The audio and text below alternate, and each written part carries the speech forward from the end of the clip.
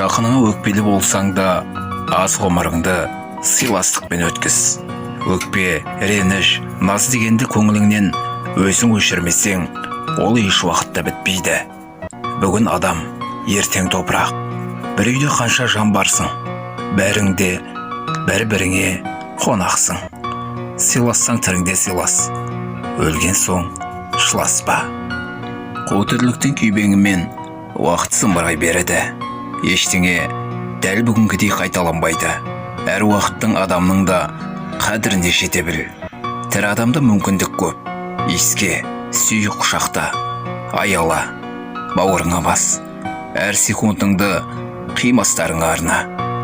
Ешкім мәңгілік емес. Сондықтан да мүмкіндік барда қимастарыңның ыстық құшағында еркеле. Алла адам баласына көп мүмкіндік берді, уақыт берді. Әр кездескенде жоғалтып аламау деп бауырыңа бас. Шын ықыласыңды көрсет. Қоштасарда да көріспей қалсам ше деген оймен қимай қоштас. Сезіміңді білдір.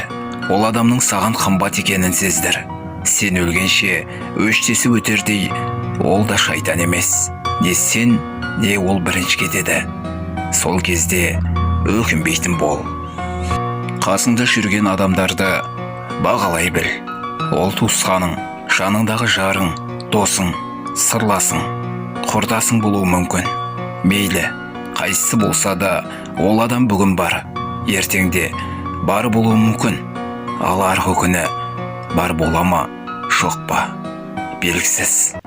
Кейін ол сізден алыстап кетсе, саныңызды соғып қалмаңыз. Өмірде ештеңеге мәңгілік деп қарамаңыз. Ақшаға да ол сізде қазір бар болуы мүмкін. Кейін жоқ болмасына кім кепіл. Тіпті мен де мұны оқып отырған сізде мәңгілік емессіз. Туысқаныңды, бауырыңды сағындың ба? Онда жай ғана хабарлас. Ізде, сағынып кеттім де. Әке, апа, сіздерді қатты жақсы көремін деп күнде хабарлама жаз. Кейін кеш болып қалмау үшін сезімді уақытында айтып үйрену керек. Ештеңеде маңызды емес. Ақша, атақ, мансап, байлық, сұлулық, менмендік, көкіректік, көлік, қымбат телефон, қымбат киім, тағы басқа. Тек қана сезім.